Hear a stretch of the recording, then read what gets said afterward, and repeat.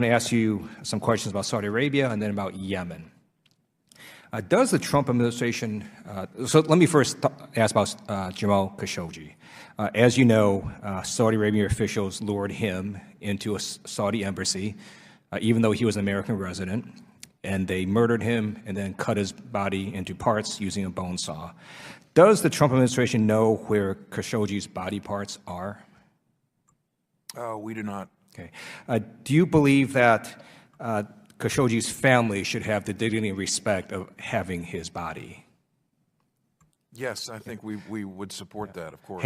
Has the Trump administration made a request to Saudi Arabia asking for Khashoggi's body? We have.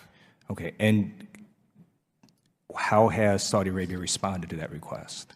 Thus far, the Saudis have responded that they do not know where the body is. Do you believe that? I mean, they killed him. I think there are things that we don't know about what went on in the consulate and thereafter, and I speak honestly when I tell all of you that when Secretary Pompeo says that there's more to be investigated, that's the case, including on this particular issue. Well, I'm glad you raised that. So I would like to enter into the record, Mr. Chair, an article in the Washington Post. It's titled, CIA Concludes Saudi Crown Prince Ordered Jamal Khashoggi Assassination. It's dated November 16, 2018. Mr. Chair, if I enter that into the record? Without objection. Right. So the CIA has concluded that the Saudi Crown Prince ordered Khashoggi's assassination. Do you share that view? Mr. Congressman, I have not seen anything, nor, I believe, has Secretary Pompeo to corroborate that point of view. So the article notes that the CIA has concluded that with high assessment.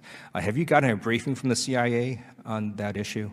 I've had some conversations, of course, with the CIA about this issue. So what is the State Department doing to try to get more information either on who killed Khashoggi, if it's not the CIA saying the Crown Prince did it, and where his body is? Well, I would leave to intel channels the way that, you know, some of those issues. But I would say that in our private engagement with the Saudis, this is very much a live issue. And as I said in my statement, we're not satisfied in a number of areas: accountability, credibility. You mentioned the body. These are things that I think the Saudis still owe us. Thank you. I'd like to move on to Yemen. On March 26th, the 4-year anniversary of the conflict in Yemen, a hospital in northern Yemen supported by Save Their Children with funding from USAID was partially destroyed in an airstrike, and several children and healthcare workers were killed. Has the administration made any efforts to investigate this incident?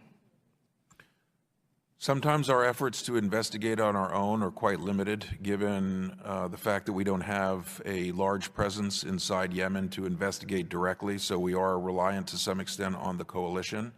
But yes, we have pressed this issue with the Saudis, with the Saudi-led coalition, and we understand that the strike was on a hospital. It wasn't on,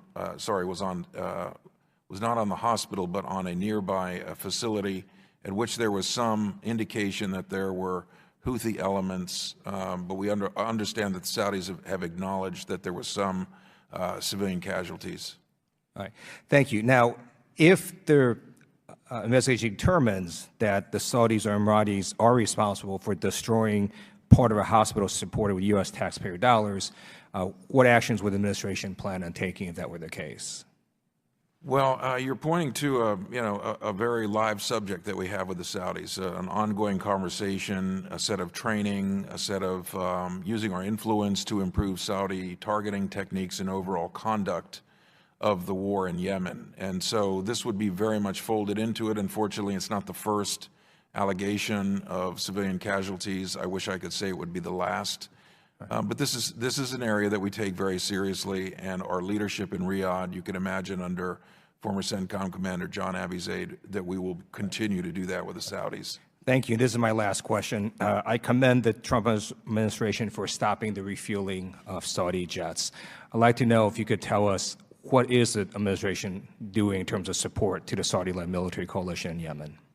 Part of our support is political, of course, in the sense that we recognize that Saudi Arabia should not lose this conflict in Yemen, that the other side is backed by our enemies, and that we need to continue to support the Saudi-led coalition to, at times when appropriate, keep military pressure on the Houthis. And so we have a few limited ways that we do that. They're not terribly significant, and you're right to point out that we did discontinue the refueling support.